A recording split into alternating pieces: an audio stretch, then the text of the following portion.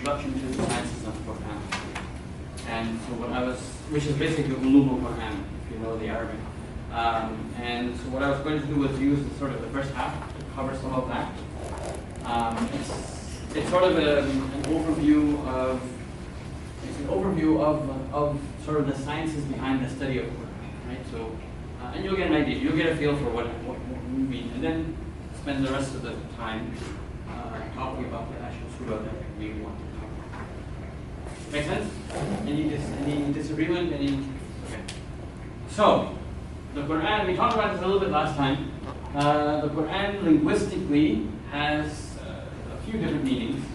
The one that's most accepted is the first one, which was I think Imam Tabari was the first one to actually codify it this way, meaning that it is to recite, and so the Quran becomes a verbal noun that is associated with that. It is also, Imam Shafi'i considered it to be just a name, right? So the Bible or the Empire State Building or whatever, it's just a name. So the Quran is just a name and it has no other meaning. The other is to join or to associate, and then the last one is to resemble. All different variations on the same letters, and all actually they all make sense. That's what's interesting about all of this. Even though you sort of use the letters in a different way, they all make sense to what the word means. So the question of the day is, what is the Quran? So let me frame that a little bit for you. What separates the Quran from, say, a physics book, or say a novel, Harry Potter, for instance, or J.R. Tolkien's Lord of the Rings? Why isn't that part of the Quran? And why is the Quran specifically, this book, this number of pages, this number of surahs, or whatever it is? How do you? If I asked you, if somebody came to you and said, "What's the Quran?" What's your answer? It's the word of God. The word of God, okay?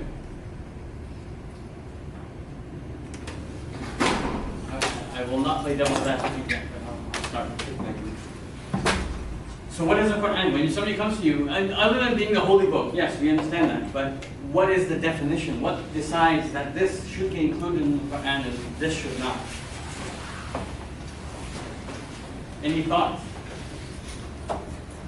So word of God is good. It's a good answer. It's a good start. So one of the things that we do one of the reasons when we talk to non-Muslims, especially Christians and Jews, one of the reasons that we say that we're not Jewish or Christian is what? Because we believe that their books have changed. Correct? What changed? Right? And why is the Quran unchanged as compared to the Torah and the Injil?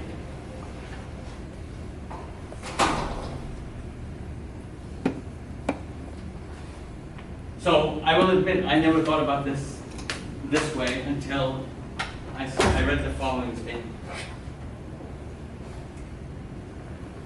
The Quran is the Arabic speech of Allah, which He revealed to Muhammad ﷺ in wording and meaning, and which has been preserved in the Suhuf, in the plural Mus'haf, and has reached a mutawatir transmission, and is a challenge to mankind to produce something similar to it. That's quite a mouthful. Okay, so, and what we'll do is for the rest of the time, we'll actually break this down. So, the Quran is Arabic. Very, very important point. Why?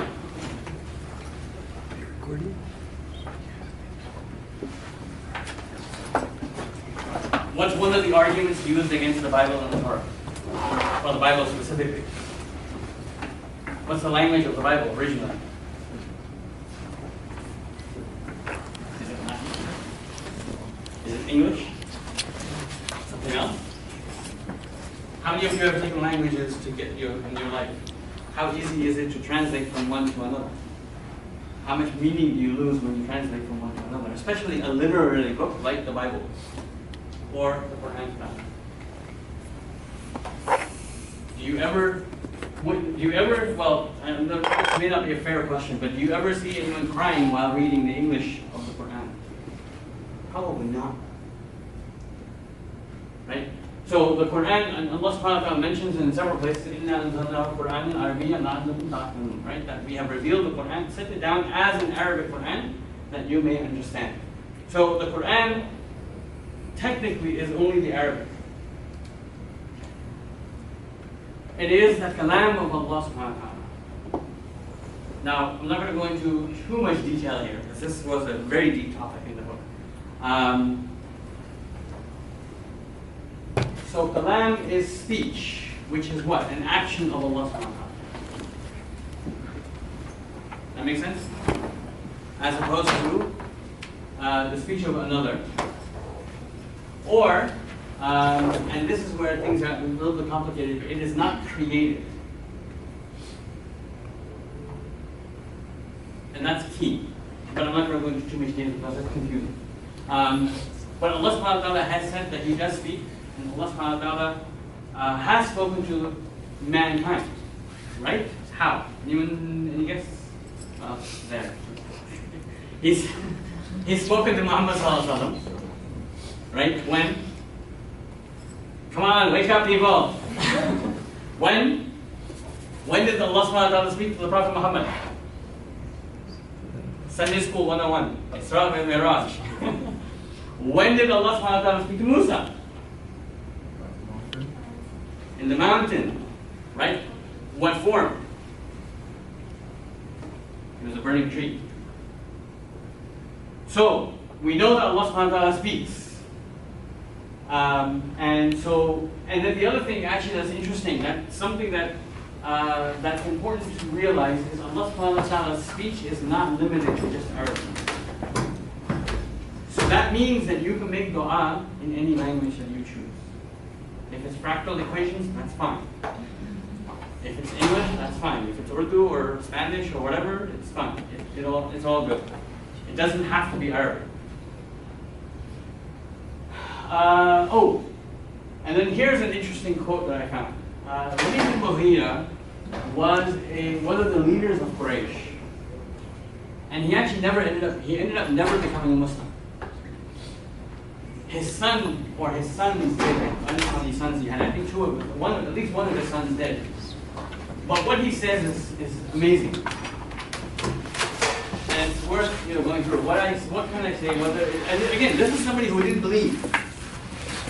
Right? So when your enemy says something this amazing about what Allah subhanahu wa ta'ala has revealed, about the book, about what Muhammad sallallahu alaihi wasallam was talking about, it says volume.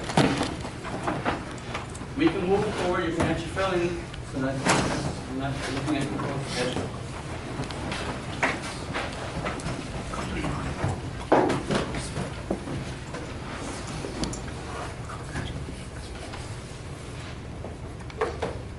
So what's interesting, I'll point out the last sentence. For a surety, it will conquer anything that comes under its influence. And that is very clear in the way the Prophet Muhammad interacted with the people who came to him. Anyone that heard him recite Quran and paid attention to it was affected by it. So now, if you think about us, we listen to Quran, we hear the Quran, but it doesn't happen. What's wrong? And part of it is I think we're distracted most of the time. We're thinking about homework, we're thinking about what that I need to do, we're thinking about the lab experiment that I need to do to finish off, or whatever it is, right? All these things that we have, our minds are distracted, our minds are busy. So the next part is which he revealed to Muhammad sallallahu alaihi wasallam. Hold here.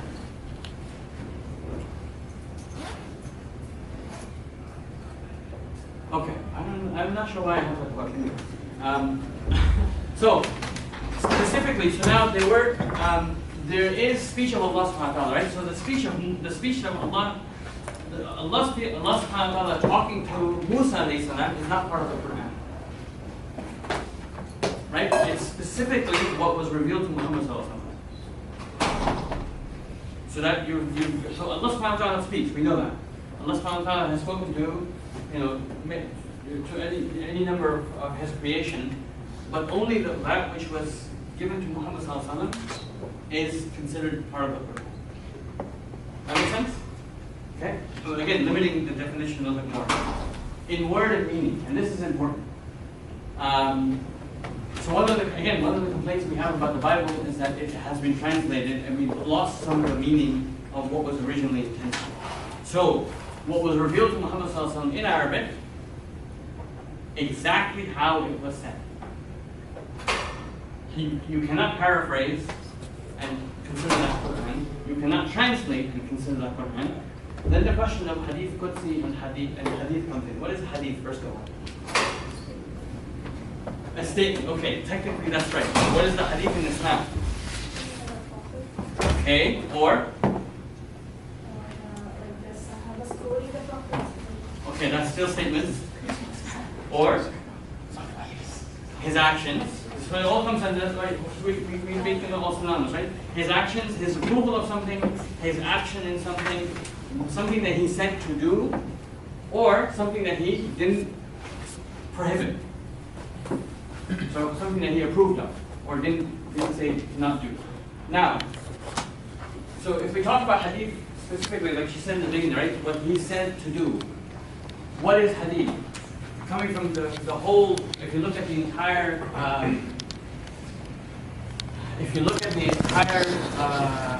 theology of Islam, hadith falls into what category? Hadith is something that the Prophet ﷺ got guidance from Allah, and then he taught it to us. Okay? What's hadith Qudsi? Again, louder. Something like the Prophet, where Allah would have said it directly to the Prophet, or it would have been like revealed to the Prophet directly, and the Prophet was verbatim. Okay, that's not, you're close. You're close. Hadith Qudsi actually, so Allah subhanahu wa ta'ala gave the message. So hadith is the Prophet ﷺ acting on his own, based on the guidance of Allah subhanahu wa ta'ala, right? Or speaking on his own, based on the guidance of Allah subhanahu wa ta'ala. Hadith Qudsi is Allah subhanahu wa ta'ala sending the message, but the Prophet Muhammad sallallahu alaihi wasallam putting it in his own words. And that's how you separate it from Quran. The Quran is the words of Allah subhanahu wa ta'ala, and the Prophet sallallahu alaihi wasallam reciting it verbatim. There's a key distinction there. Make sense? Anyone lost yet? Okay. Which was preserved in the Suhaf. So, the Quran was compiled in our current compilation within 20 years after the Prophet Muhammad ﷺ died. There's a lot, actually we'll probably go into this later, about how the Quran was compiled. Very important to know, because knowing that actually shows you that it is the actual Quran. It's not something that was, there was anything else introduced into it. How they went about collecting the Quran, how they went about putting it together into a book. The study of it is actually there and documented, and actually almost proves that there's nothing here. The Quran, so the current copy that we have of the Quran is actually what Uthman bin Affan radiallahu anhu put together. And actually when he put the Quran together, he ordered all other versions of it to be destroyed. And his was the official copy. And so it is, the Quran is only sort of, Fatiha to Nas, exactly in that order. The Prophet ﷺ actually instructed to have it in that order. And it actually includes something that, again, you may not have heard of, something that the ayat that were mansukh, that were removed, no longer part of the law. So there are sections of the Quran where the Prophet ﷺ said, remove this now, do not recite it, or it's no longer part of the law.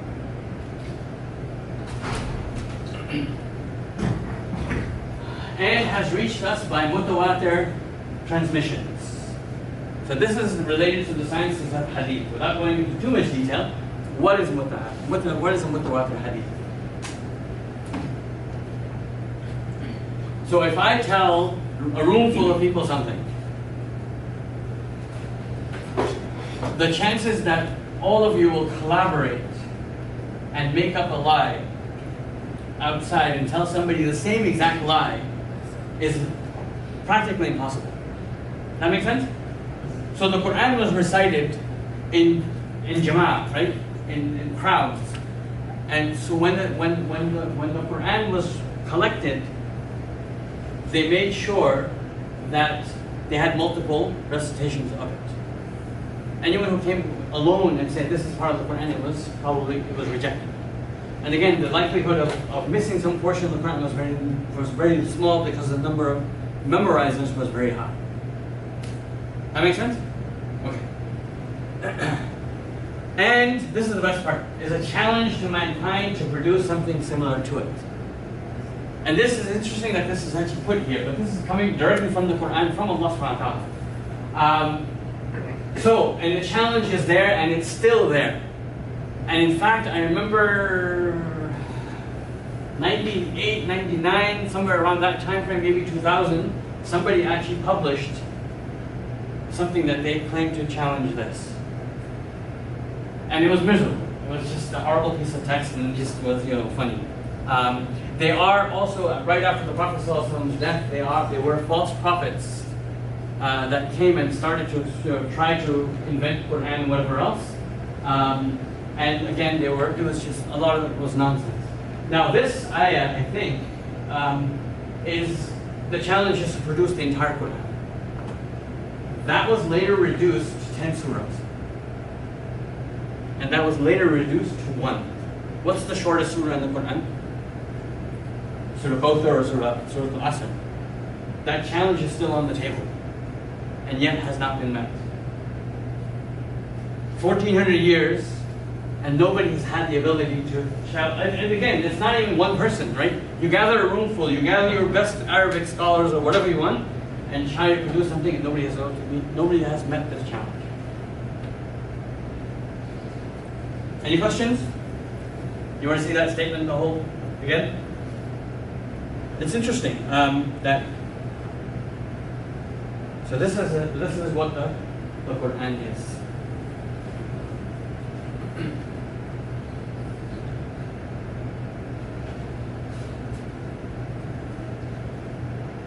All right. Questions, comments? Was this interesting? Was this? Because this blew me away. It defines for you what the Quran is. All right, let's move on.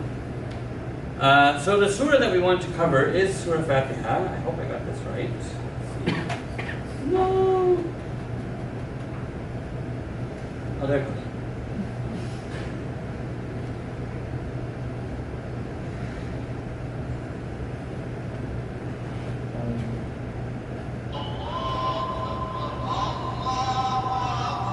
If it's not obvious, he's standing right in front of the Kaaba.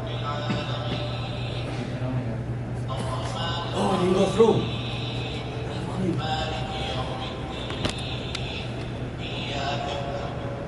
Oh no.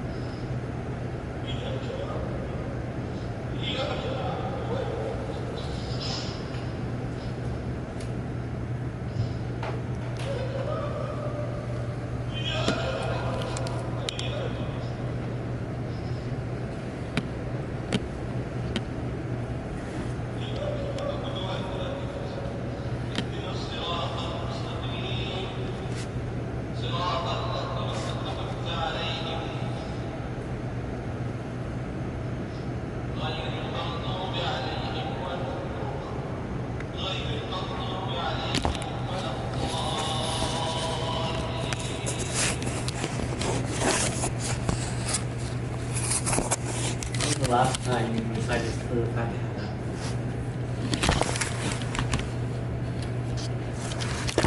This is just Fatiha. You recite the whole.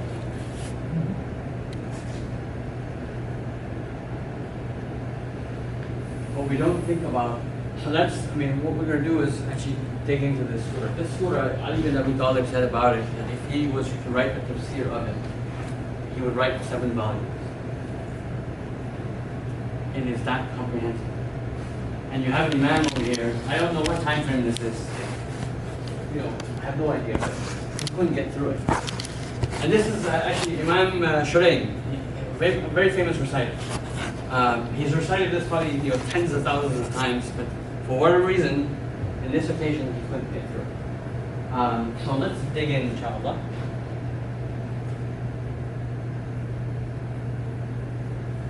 So when was it revealed? In one case, it's Ibn Abbas, Qatada, and Abu Aliyah says in Mecca. In another, Abu Huraira, Mujahid, and others say in Medina. How's that possible?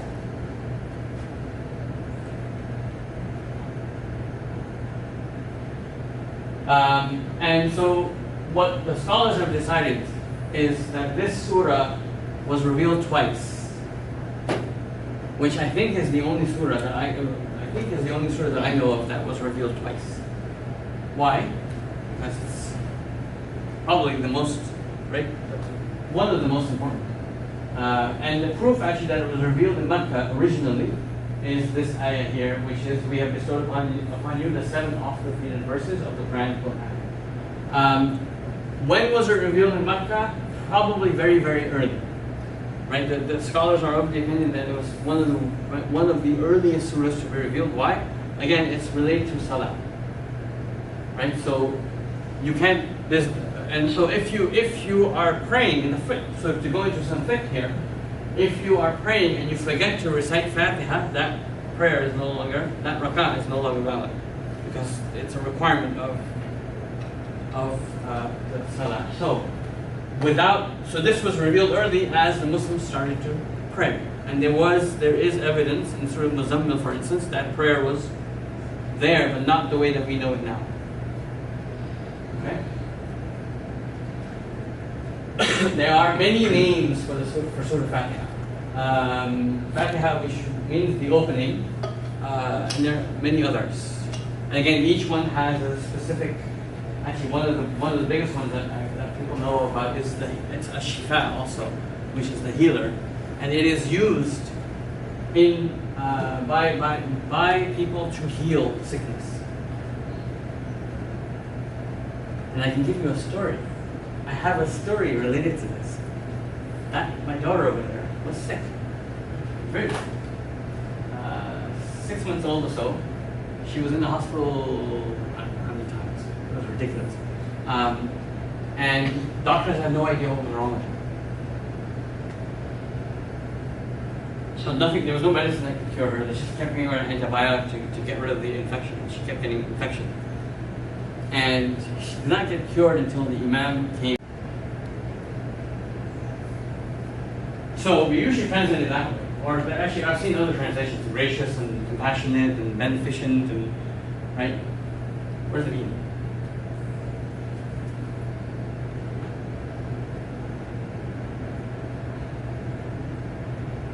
Any thoughts? When do we use this?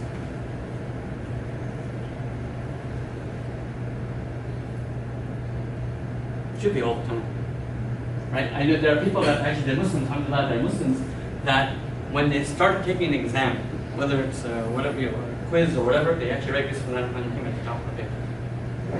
Some of them will come to the United States and still do that. He's like, what's this? So it's a good practice.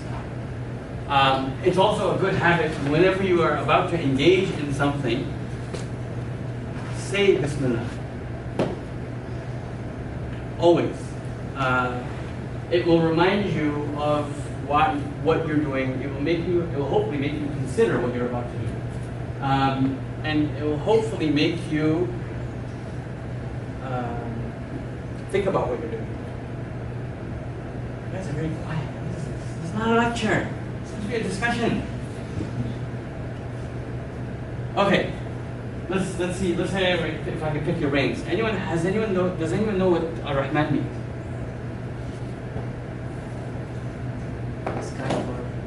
kind for all of his creatures. Okay? So mercy for all of his creation. Any other meanings?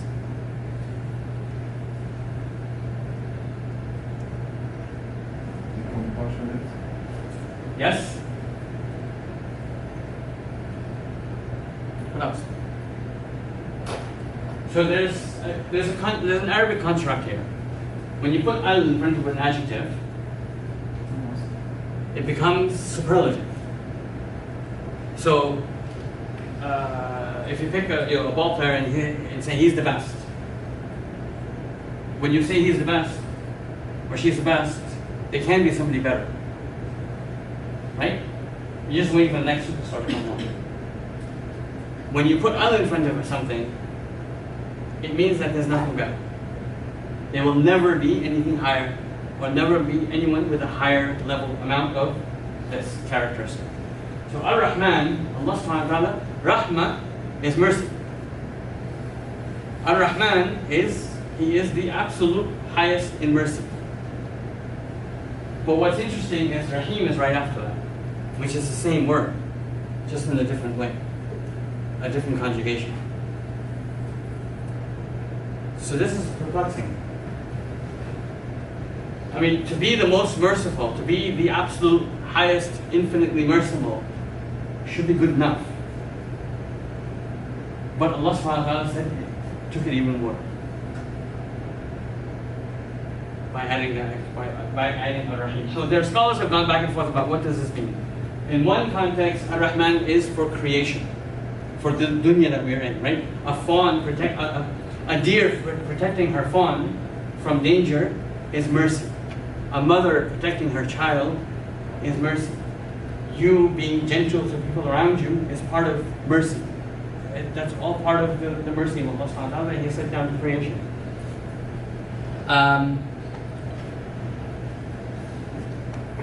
Ar-Rahim, so with this context, Ar-Rahim then is mercy reserved for the akhirah, for the afterlife.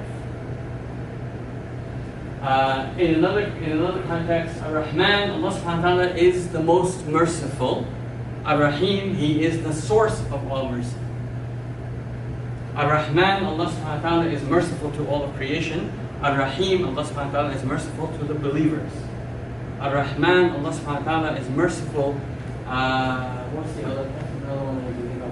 So I mean, a lot of these, there's many different interpretations of what exactly Allah subhanahu wa ta'ala means by these. Again, Allah knows, we don't, right? So we can only guess. Now, there's also a debate about, is this part of the surah itself? 32, 33, 29. Okay. We'll try in a few minutes. So there is a debate about, is this ayah part of the surah itself? And the majority of the scholars believe that it is the first ayah of the surah. It is not an ayah in any other surah. It's just sort of an introduction or added to remind us to say this at the beginning of others. But it is an ayah in this surah. Trivia question. There is one surah in the Quran that does not start with Bismillah. Okay. Now, but there are 114 Bismillah written in the Quran. Where's the extra one? Nahl, in what context? When Sulaiman sent a letter to Sheba to invite her to the deen, and he used in the name of Allah subhanahu wa ta'ala the mercy, the Rahman and Rahim. Okay, let's stop, let's pray. Inshallah, we'll continue after. What does praiseworthy mean? So Allah subhanahu wa ta'ala is the most praiseworthy. What does that mean? Translate that to English. One who deserves our Okay, good. It's one who deserves our admiration. That's good. What else? Come on, people, wake up. One who's the most perfect. Okay. What else? The only one befitting of glory. Good. The only one befitting of glory. Again, all these apply. This is good. Is praise, or is Allah subhanahu wa ta'ala praise only when we choose to praise Him? Who says no? Most I people did. say no. I saw a lot of shaking heads. Okay, why? Explain. For all of time since, well, I guess since the creation, and like, you know, even before creation and after the judgment, like Allah always will continue to be worthy of praise. Okay. It's not dependent on humans or any creation. Good. And that's a key distinction, right? It's not dependent on us praising Allah subhanahu wa ta'ala. It doesn't reduce His praiseworthiness. Right? Now, how does that differ from shukr? Shukr is things, isn't it? Shukr is thanks. Which is higher?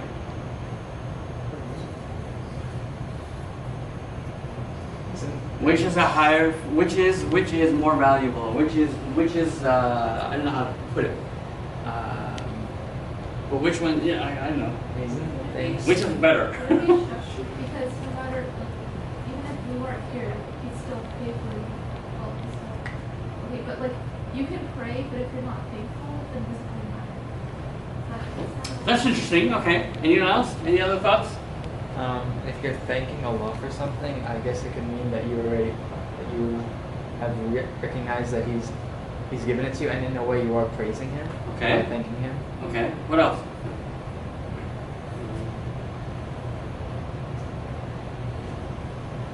Yes. Amal shukr. Good. That's the word I'm looking for. It's an act. It's an action. Shukr is an action. Praise is there without whether we gave it or not. Allah subhanahu wa ta'ala is still praiseworthy. Shukr is an action that we have to take. So for us, shukr is a higher status because we have to actually take that action of praising Allah subhanahu wa ta'ala to be in shukr. That makes sense? Now, what's interesting, there's an ayah in the Quran, there's actually several places in the Quran where Allah subhanahu wa ta'ala says, in Surah Al-Insan, Allah subhanahu wa ta'ala says, إِنَّا هَدِينَاهُ السَّبِيلَ إِمَّا شَاكِرًا وَإِمَّا كَفُورًا. So Allah subhanahu wa ta'ala put shukr and kufr against each other. So the believers are the ones who are giving shukr to Allah subhanahu wa ta'ala. If you do not thank and praise Allah subhanahu wa ta'ala, you may potentially fall into the category of being a kafir. That's a scary thought. Right? If we do not engage in the shukr and the praise of Allah subhanahu wa ta'ala, we potentially fall into the kufr of Allah subhanahu wa ta'ala. And there's actually several other places. What does the word Rabb mean? Rabb, Lord. What does that mean? You can't say anything. What does the word Lord mean? Caretaker. Good. What else? I need a time tracker so I know to keep moving on. Owner.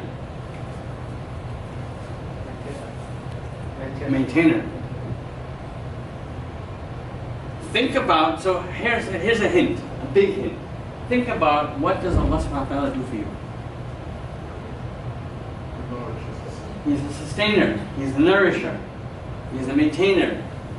What else? Creator. Well, creator is a different characteristic, so it doesn't quite fit here.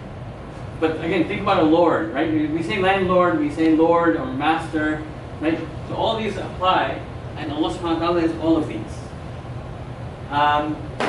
So before we go into the last words, now, alhamd to the one who is Rabb. Right? To the one who is sustaining us. How many of you have thought about breathing right now? Nobody. But this is something that Allah subhanahu wa ta'ala has put within us. Right? It's part of our existence. It's part of our maintenance. And you don't have to do it actively.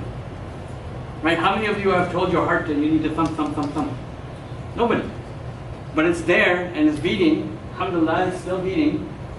Again, these are things that Allah subhanahu wa ta'ala has put around us, within us, to enable us to worship Him. Or just believe in Him, actually, for that matter, right? He's given it even to the non-Muslims who don't accept Him. Or even for the ones who deny Allah subhanahu wa ta'ala. Rabb al-Alameen, Alameen is plural. What does Alameen mean? worlds. What does that mean? Does it mean in ETs? Is there life on other planets? We don't know. So there's two different views. One view is that this is dunya. One is dunya and akhirah. These are two worlds. Another view is that actually there may be life out there somewhere. We just don't know it. Or another meaning is that we are one of the creation of Allah subhanahu wa ta'ala. There are other existences that exist in other realms or dimensions or whatever scientific, sci-fi you want to believe. But within it's there, and we cannot say that it's not. I'll skip that now. Ar-Rahman Ar-Rahim, we talked about that, but again, it's interesting that it was repeated again. Right? If Bismillah Ar-Rahman Ar-Rahim is the first ayah, the third ayah is again the same thing, which shows how merciful Allah subhanahu wa ta'ala is, and yet hell will be full. How evil is mankind? How ungrateful are we that we are filling up hellfire to that extent, even though Allah subhanahu wa ta'ala describes himself as merciful. Maliki yawmiddin, master of the day of judgment. Or if you read it differently, if you read it Maliki yawmiddin, it's king of the day of judgment. Both words apply.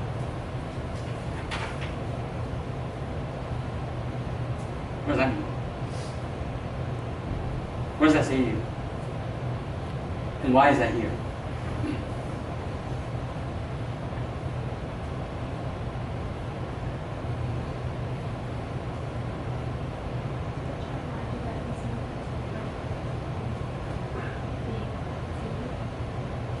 Okay. So he's the only one that can save you. Yes, that's key, right? So he will be the judge. He is the one that owns the day of judgment. There's no other power. There's no other controller. There's no other master over this day. It's all his. And so it's a reminder to us where we are. We don't even know that the day exists. Right? We deny the day as mankind. We deny the existence of it. We deny the meeting with Allah subhanahu wa ta'ala. And Allah says that I am the master of that day that you deny. It is also another, again, so Allah subhanahu wa ta'ala, if you look at Fatiha, Allah subhanahu wa ta'ala described himself. And the very next thing after he describes himself is judgment. How high is that in terms of importance? If you look at the context of the surah. This is the ayah that the Imam got taught by. إِيَّاكَ نَعْبُدُ وَإِيَّاكَ نَسْتَعِينُ. If you really contemplate this ayah, if you do nothing else in your life, and you fulfill this ayah, you fulfill, in some imams actually, I think Hassan al-Basri had said it, that Allah subhanahu wa ta'ala took 100 books, summarized them into 5, then summarized those 5 into 1, which is the Quran, then summarized the Quran into I think the last half, I can't remember the quote exactly, and then summarized that half into Al-Fatiha, and summarized Al-Fatiha into this ayah, as if this is the essence of Islam. And if you really think about this ayah, it is. إِيَّاكَ نَعْبُدُ وَإِيَّاكَ نَسْتَعِينُ. So you're expressing how we've talked about a lot of things, right? We talked about shukr, we talked about Allah subhanahu wa ta'ala as Rabb, we talked about the Day of Judgment. Here you have all of that contained within it. Worship of Allah subhanahu wa ta'ala and seeking Him and His help in anything that we do. When you're writing that incredible paper that you have a lot of struggle with you, that you've spent months on, ask His help. When you have an event that you need to celebrate, turn to Him and give worship to Him. When you get married to that amazing sister or that amazing amazing man, right? Ask His help to help you find that person. But then when that happens, thank Him. So I mean, all of this, almost the entire deen can be summarized in this one. And it comes, and the key word here that I picked out is abd. Right? We are the slaves of Allah subhanahu wa ta'ala. And there are many ahadith connected to the fact that Allah subhanahu wa ta'ala has honored us by making us the slaves of Him, by making us His slaves. And slave, and for we think of slave as with a negative connotation. And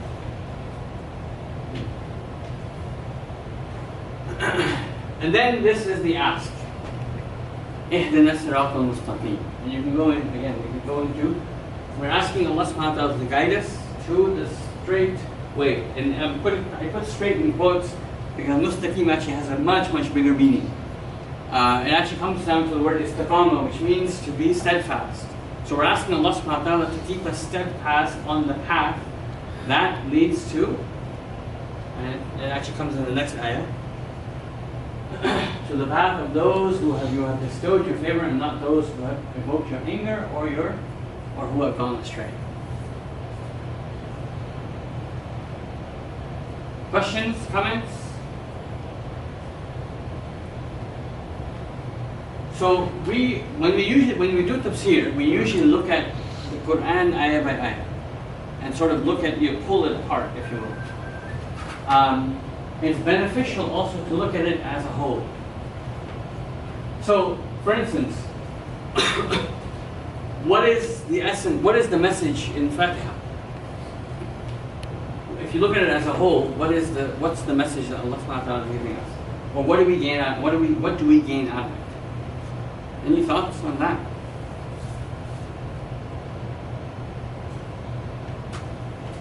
So Fatiha is a dua by itself, right? We're asking you're praising Allah subhanahu wa ta'ala, and actually you can take this as how to make dua.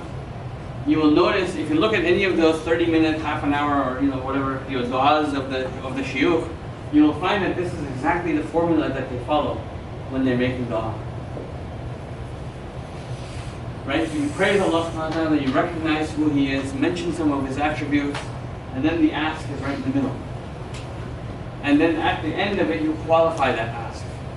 I don't want just a Corvette, I want a red Corvette, 2018 model. Right? So that's your ask. Right? Guide me to the straight path. Which path? The one that has your blessings, not the one that has anger, not the one that people who have gone astray. You look at it also as a whole, Fatiha summarizes the entire Quran. Everything that's mentioned in the Quran is mentioned in this, can be found in this ayah. And then Fatiha is open. It means, one of the meanings is the opening. What's the answer to Fatiha?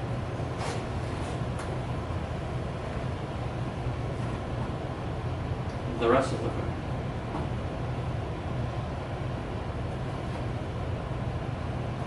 That's the answer to this note. Alright, Akhil Khair. It's 8 o'clock, right? I think, or a little after. So I think we're doing Surah Yasin after this, inshallah. So I'll continue this. Is this formula good? We're happy with sort of academic and stuff. And I want more voices though. You need to speak up. So what I'll try and do is, this week I'll try and figure out what portion we're going to cover.